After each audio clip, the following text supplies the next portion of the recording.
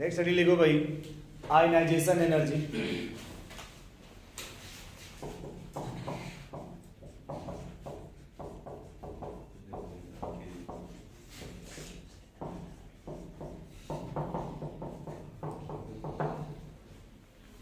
Ionization energy लिखो, the minimum amount of energy requirement, क्या हो गया भाई, the minimum amount of energy requirement to remove an electron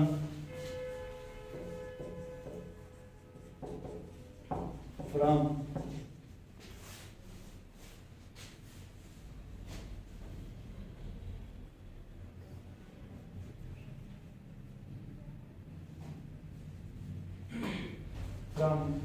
isolated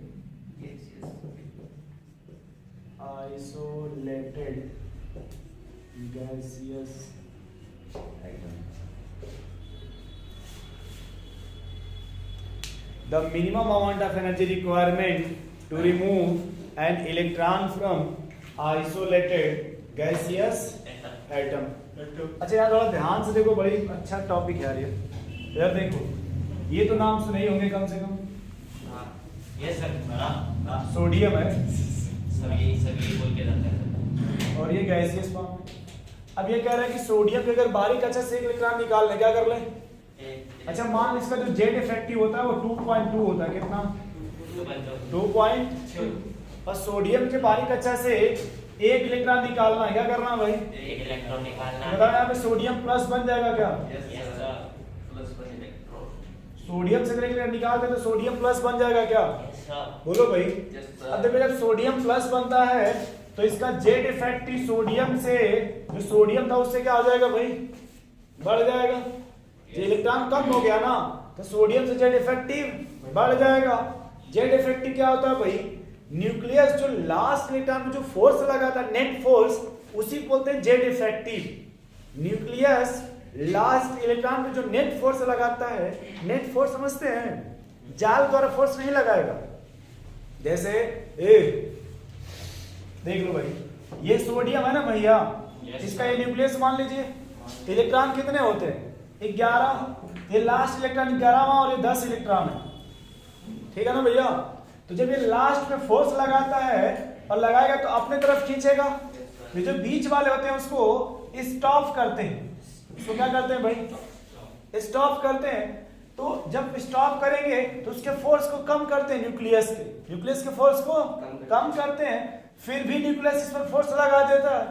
तो इसके एटॉमिक में से जब इसको घटा देंगे तो जो नेट बचता है उसी को जेड इफेक्टिव बोलते हैं। जेड इफेक्टिव का मतलब होता है कि उतने पावर से इस पर फोर्स लगा रहा है, अपनी तरफ खींच रहा है। जब यहाँ से इलेक्ट्रॉन कम कर दीजिएगा, ये बीच में इलेक्ट्रॉन अब कम हो गए ना, तो जो बीच में स्टॉप कर रहे थे लोग पारसी, अब उनकी संख्या कम हो गई ना, लेकिन प्रोटॉन की संख्या में कोई चेंजिंग नहीं है। तो अब इलेक्ट्रॉन जब कम होंगे तो और फोर्स लगाएगा ना, बारीक अच्छा पे और फोर्स लगाएगा, जो इलेक्ट्रॉन है उसे और तगड़ा से पकड़ा होगा।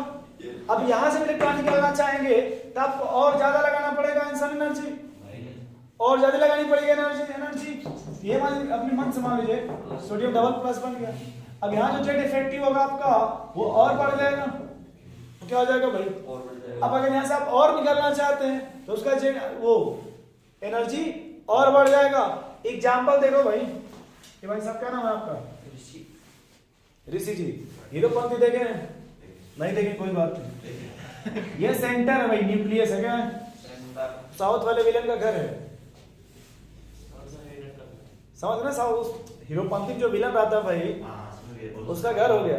पारस क्या नाम, उसमें कुछ इसी नाम रहता है, ठीक है? नहीं उसका पास नाम नहीं, सॉरी कुछ भी नाम रख लो अपने मन से। नहीं, अब मुझे नाम हीरोपंती देखे ना कम से कम भाई। ये देखिए, अब ये देखो ये मान लो यार, ये सेंटर हो गया, न्यूक्लियस हो गया। इधर देखो अब समझोगे तो अच्छी बात है, दोबारा बीमार ही रह जाओगे जिंदगी में। ये देखो ये मसाला यहाँ पे एक है और एक मसाला देखो यहाँ पे। इसी मसाले पूरे मूवी बनी है। ये मत पूछना व्हाट इज द मसाला। ठीक, अब देखो पहले जब कोई आएगा इधर देखो, कोई बाहर से आ रहा है, कहां से भाई? बाहर से। आउटर से। कहां से? बाहर से। ठीक, बाहरी के साथ। नहीं नहीं नहीं, बाहर से का मतलब हो गया बाहर से टी एस। टी एस, अब गलत मत सोचो, ये हीरो ना उसमें। अब देखो सुनो, जैसे ये मान लो पहली मतलब बड़ी वाली मसाला, इसे लिख लो लार्ज मसाला, ये बड़ी स्मॉल मसाला। फील करना भाई जहाँ बैठे हो। देखो आओ देखो उधर देखो। थोड़ा यहाँ लिख देते ना हाथ पर। अब देखो भाई, ये जो भी मसाला, ये नहीं पता, इतना पता कि मसाला होगा तो पापा से भाई घर से एक रिलेशन रहता है ना। भाई ये भी मसाला होगा तो घर में पापा उनसे रिलेशन तो रहेगा ना, जान पहचान, घर से अट्रैक्शन तो रहता है कि घर के बाहर नहीं जाना है। अब ये जो बाहर वाले हैं, अगर इनका फोर्स इस फोर्स से क्या हो जाए, जो फोर्स लगा रहे हैं सेंटर में अपने तरफ, इसको अपनी तरफ खींच रहे हैं, अगर इसका फोर्स क्या हो जाए भाई, तो अगर ये निकालना चाहेंगे तो इनको बाहर से एनर्जी लगानी पड़ेगी ना, मोटिवेट करना पड़ेगा ना, तभी यहाँ से निकालेंगे, साथ में लाइट बंद करके लेके भागेंगे। क्यों भाई? भाई कुछ भी तो यहाँ जो भी होगा तो अब बाहर से उससे अधिक लगाना पड़ेगा ना भाई, एक्टिवेशन, तभी ना एक्टिवेट होगी, यहाँ से लाइट बंद करके लेके भागेंगे। मान लो पहली घटना घट गई मनमोहन जी, अब ये मान लो वही पहला वही न्यूक्लियस, अभी भी उसपे कोई चेंजिंग। अब ये देखो सेकंड वाली मसाला है, लेकिन इधर देखो ये पहला वाला जो यहाँ एनर्जी लगाया था, इसको पता नहीं था यहाँ भी क्या है। अब इसका जो ये देखो, अब ये इसका नंबर आ गया, अब इसका ध्यान किस पर पड़ेगा? इस मसाला पे। और थोड़ा समझ रहे? अब यहाँ देखो जब पहली मसाला चली गई तो अब ये अब बहुत तगड़ा फोर्स हो जाएगा ना यहाँ पे, चाचा भतीजा सब लग जाएंगे एकदम, लगे हुए था ना भाई। भाई देखो यहाँ पे, इधर देखो, अब जो दूसरी वाली मसाला है यहाँ, चाचा भतीजा सब लग जाएंगे ना भाई, इसमें जितने भी है सब पूरी खानदान। गलत कर तो कहिए यार।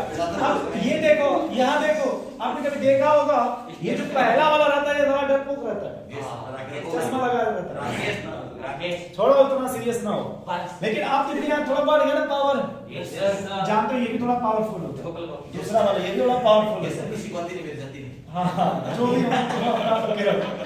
आप देखो भाई, सुनो, जब दूसरा ऐसे निकालोगे तो अब ज्यादा नीचे लगाना पड़ेगा ना, क्योंकि पहले लाइट बंद किए थे काम हो गया था। ये झूठ मत बोलना भाई, पहले बस लाइट बंद किए थे काम हो गया था। क्यों भाई? लाइट बंद की छत पर से कूदे काम हो गया, उतनी एनर्जी सफिशिएंट थी उसमें, उतनी एनर्जी। लेकिन दूसरी वाली देखो कितना ट्रस, मतलब ट्रक बस कितना इधर उधर ऐसे वैसे 10 मंजिला 20 मंजिला जाओ आओ 14 फ्लोर। देखो भाई, अच्छा दूसरी निकालोगे तो एनर्जी फिर लगानी पड़ेगी। लेकिन पहले वाले, अब सुनो, जब एक इलेक्ट्रॉन निकाल लोगे तो कुछ एनर्जी लगानी पड़ेगी ना भाई। लेकिन अब दूसरा निकालोगे तब एनर्जी पहले के कंपैरिजन में, अब तीसरा अगर और निकालना चाहते तुम भी चले गए तब और लगानी पड़ेगी ना भाई। अब चौथी का जान लोगे क्या तुम? देखो क्या ये समझ गए कि भाई पहला इलेक्ट्रॉन जब आप निकालिएगा उसमें एनर्जी तो लगानी ही पड़ेगी, लेकिन जब दूसरा निकालेंगे सर पहले के कंपैरिजन में ज्यादा लगानी पड़ेगी। क्यों भाई? देखिए दूसरे वाले मोटा वाला आ जाता है वो, चाचा भतीजा में। चलो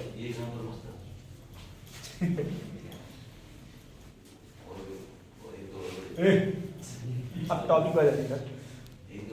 स्कैंडियम नाम से डी ब्लॉक पढ़ना है ना भाई। देखिए जैसे एग्जांपल ले लीजिए, स्कैंडियम का, वैनेडियम ले लीजिए, क्रोमियम ले लीजिए, मैंगनीज ले लीजिए, सब में देख लेते हैं फटाफट। स्कैंडियम कितना होता है भाई? 21, आर्गन 3d1 4s2, वैनेडियम को बताइए, आर्गन 23 होता है ना, 3d3 4s2, वैनेडियम को बताइए भाई, क्रोमियम का argon 3d5 4s1, argon 3d5 4s2। बोलिए भाई। ए काय सो रहे हो? कोई बात नहीं, पढ़ते रहो। देखो ये लिखा आई ई फर्स्ट, मतलब आयनाइजेशन एनर्जी पहली बार इलेक्ट्रॉन निकालने जा रहे हैं, यस तो इलेक्ट्रॉन निकालने जा रहे हैं यहाँ से बारीक अच्छा से, लास्ट इलेक्ट्रॉन निकालने जा रहे हैं बारीक अच्छा से, ये बारीक अच्छा है, ये बारीक अच्छा है, सॉरी आउटर सेल से, आउटर सेल से नहीं, आउटर सेल से नहीं, आउटर सेल से, ठीक है। तो पहला मान लो जो भी इलेक्ट्रॉन निकालेगा पहली बार निकला, रिमूव करने के लिए एनर्जी आपको लगानी पड़ी x किलो जूल मान लीजिए, यस सर ठीक। पहला प्रयास निकाले भाई मनमोहन जी। जब दूसरा, अब पहला जब निकाल लेंगे तो हो जाएगा स्कैंडियम मान लीजिए प्लस हो गया, आर्गन 3d1 4s1 हो गया ना भाई। तो पहले के कंपैरिजन में इलेक्ट्रॉन तो आपको घट गया, यस सर लेकिन प्रोटॉन तो नहीं घटा है, तो अब तो और फोर्स लगाएगा ना। यस सर तो फिर जब यहाँ से निकालना अगर चाहते हैं आप तो हो जाएगा ये आपका 2। तो पहले अगर x लगा, दोबारा कितना लगाना पड़ेगा भाई? 2 अब उससे थोड़ा ज्यादा लगानी पड़ेगी, बस सर उससे ज्यादा ठीक। थर्ड अब मान लो तीसरा भी इसे निकालते रहेंगे, निकालते रहो। इधर आ लो, थोड़ा इधर देख लो भाई। अब जैसे यहाँ मान लो लिखा आई ई फर्स्ट, क्या लिखा भाई? आई फर्स्ट यानी पहले काम कहाँ से निकालेंगे? बड़ा भारी का 4s1 से ना, बोले भाई यस 4s1 से निकालने के लिए कितना आपको देना पड़ा? एक x kilo joule.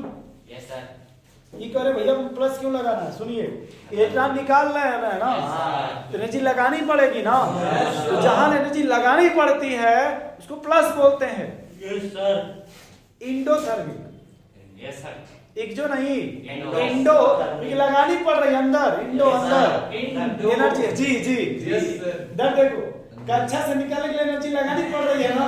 Yes sir हाँ हाँ जी जी, इधर कक्षा इंडो इंडो।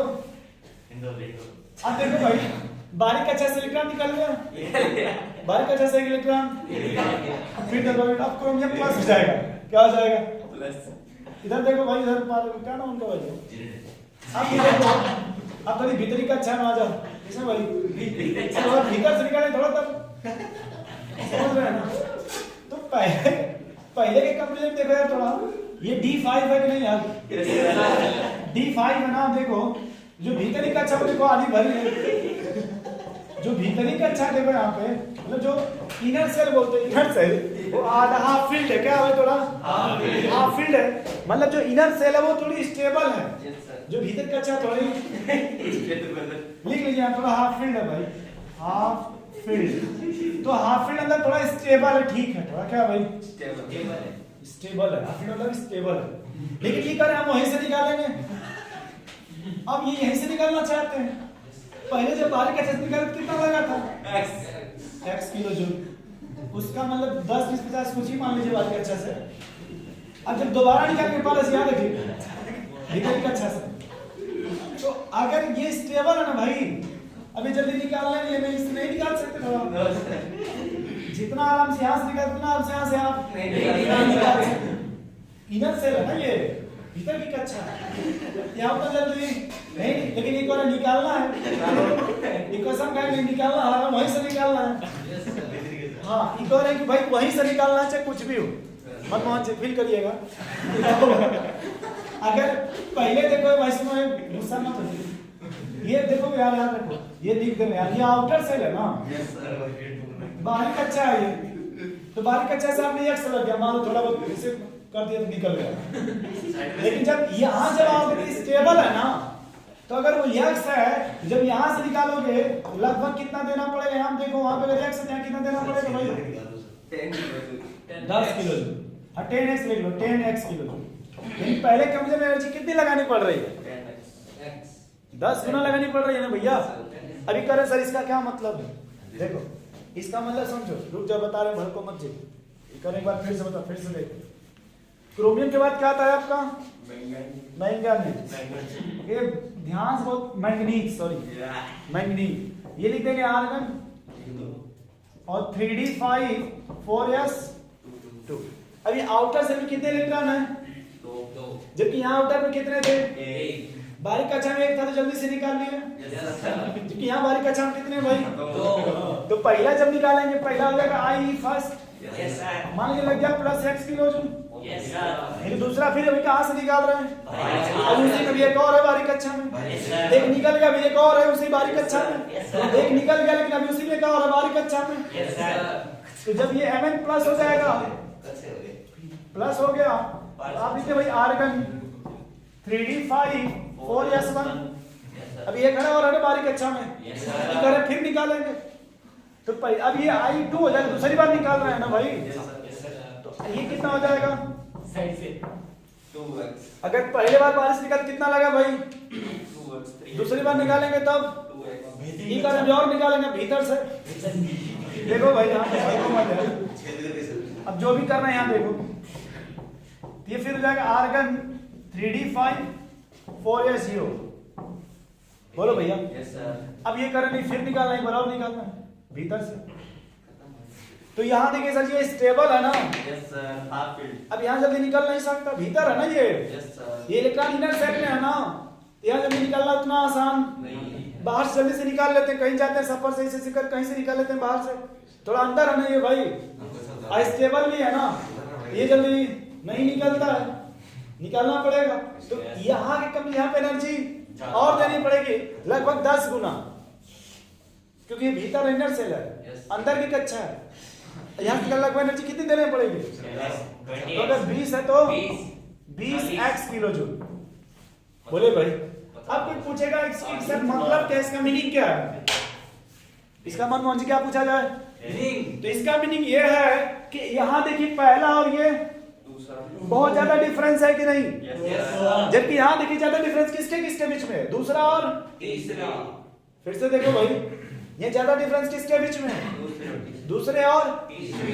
इसका मतलब ये है कि इसके आउटर सेल में 2 इलेक्ट्रॉन है, यस सर। तब देखिए यहाँ ज्यादा गैप आ रहा है, डिफरेंस आ रहा है। Yes sir. इसके बाहरी कक्षा में 1 इलेक्ट्रॉन है, Yes, sir. तभी देखिए बहुत ज्यादा डिफरेंस आ रहा है। Yes sir. समझ पा रहे हैं इस तरह से? Yes sir. बोलिए भाई। तो अगर पूछा जाएगा कि किसी एटम का नंबर बताइए जिसमें 2 के बाद ज्यादा डिफरेंस दे दे, मान लीजिए ये दे दे 100 200, ये दे दे 500 चाहे 2000 दे दे, तो समझ जाएगा बाहरी कक्षा में कितने इलेक्ट्रॉन आराम से निकालेंगे, कहाँ पे हचपच हो रहा है, Yes, कहाँ पे अंदर से निकाल रहे हैं, यस सर। फिल कर जाएंगे इस तरह से। Yes sir. बोलिए भाई। चलिए अब देखो भाई इसमें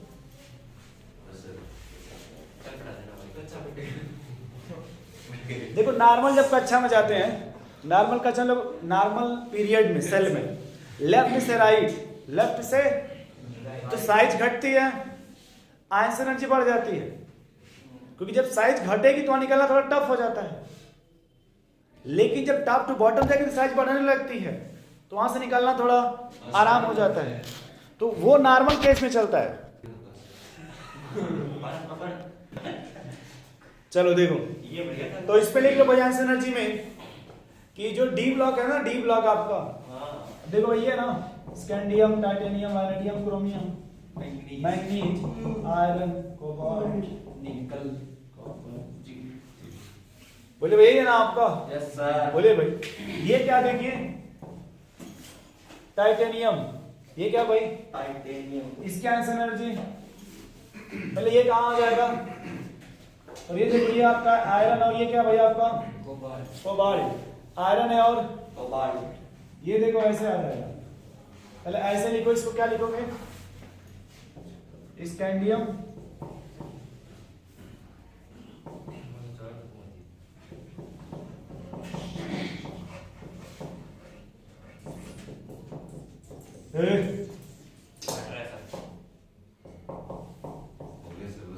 ये देखो इधर आपका बढ़ेगा आयनिसन एनर्जी, इधर आपका आयनिसन एनर्जी बढ़ता है। इधर आप लिख लेना आयनिसन एनर्जी इंक्रीजेज, ये आप लेफ्ट से राइट जाओगे तो आयनिसन एनर्जी क्या कर रहा है भाई? बढ़ रहा है। क्या कर रहा है? ये 3D का ऑर्डर है। और नेक्स्ट लिख लेना, जो सबसे अधिक होगा वो किसमें होगा भाई? उससे कम और उससे कम, जबकि एक बात फिर देखो, जब रेडियस पढ़ रहे थे रेडियस, तो 5d और लगभग 4d बराबर था, अरे फिर 3d पीछे था ना, छोटा था। जबकि इसमें सबसे अधिक किसका होता है भाई, 5d का, और उससे कम 3d का, और उससे कम। अब वो कह रहे सर सबसे ज्यादा क्यों हो गया, due to lanthanide contraction, due to lanthanide contraction. Note करो भाई, due to lanthanide contraction, note करो भाई।